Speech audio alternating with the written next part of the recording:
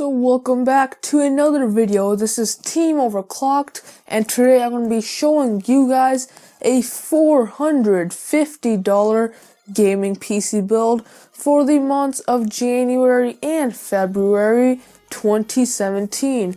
Now this PC is great if you have a old aging desktop PC that you just want to replace, or if you're a beginner not wanting to spend a lot of money on a PC but still want something that can play most games at pretty good settings. Speaking of benchmarks, this PC is great for playing esports games like Overwatch and League of Legends at 1080p max settings at well over 100 FPS. Along with that, it can easily handle higher end AAA titles like Battlefield 1 and The Witcher 3 at 1080p high settings at around 60 FPS. Those are some great performance numbers, but let's get right into the build. For the processor, we have the Intel Core i3-6100 for $110. This is clocked at 3.7 GHz, has two strong cores with hyper-threading, making it act like a quad-core chip, and it's based on Skylake, so it has most of Intel's latest features and should allow you to upgrade to an i5 or an i7 later on down the line if you feel the need for one of those. Since this has hyper-threading, it should be compatible with most modern games and will also be great for some light video editing as well. For the motherboard, we have the ASROCK H110M-HDS for $50. This has two RAM slots, 4 SATA 6 gigabit per second ports, and USB 3.0 headers.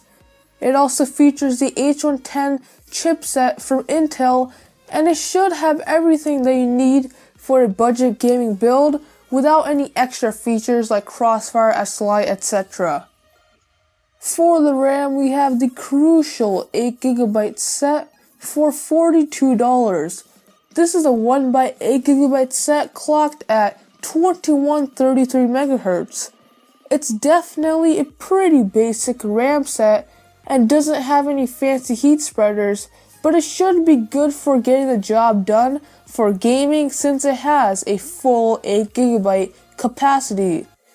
Along with that, you can do some entry-level video editing with this RAM capacity, so no complaints here.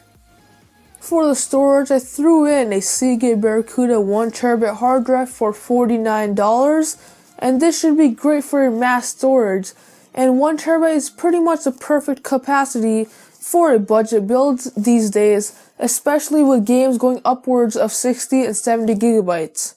Along with that, this is a pretty average speed hard drive since it spins at 7200 RPM and has 64 megabits of cache. This is really the best mass storage solution for any budget to mid-range builder. For the graphics card, perhaps the most important part of a gaming PC, we have the GIGABYTE GTX 1050 Ti for $140. This is clocked at 1.43 GHz, has 4 GB of GDDR5 VRAM, and a TDP of 75 watts. This is really great for playing those higher end games at medium to high settings when paired with a good CPU, and it should be enough for most gamers at this budget.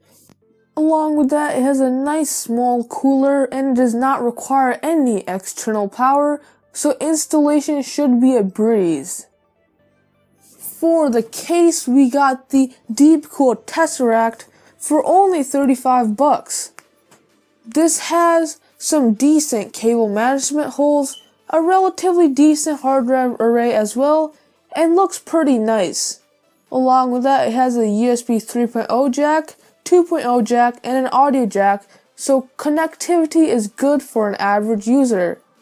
For $35, this is a great low to mid-range case, and I'd recommend spending an extra $3 to get the windowed version if you're interested in that. For the power supply, we have the EVGA 430 watt ATX power supply for $32. This is made by EVGA, who are a very reputable brand since they're known to put high quality components and even their budget and power supplies. Along with that, it's 80+ certified, meaning that 80% of the power that this power supply is going to be sucking from your wall is going to be going straight to your PC rather than being turned into heat, which a lot of lower end power supplies tend to do. And for $32, you can't really argue with this.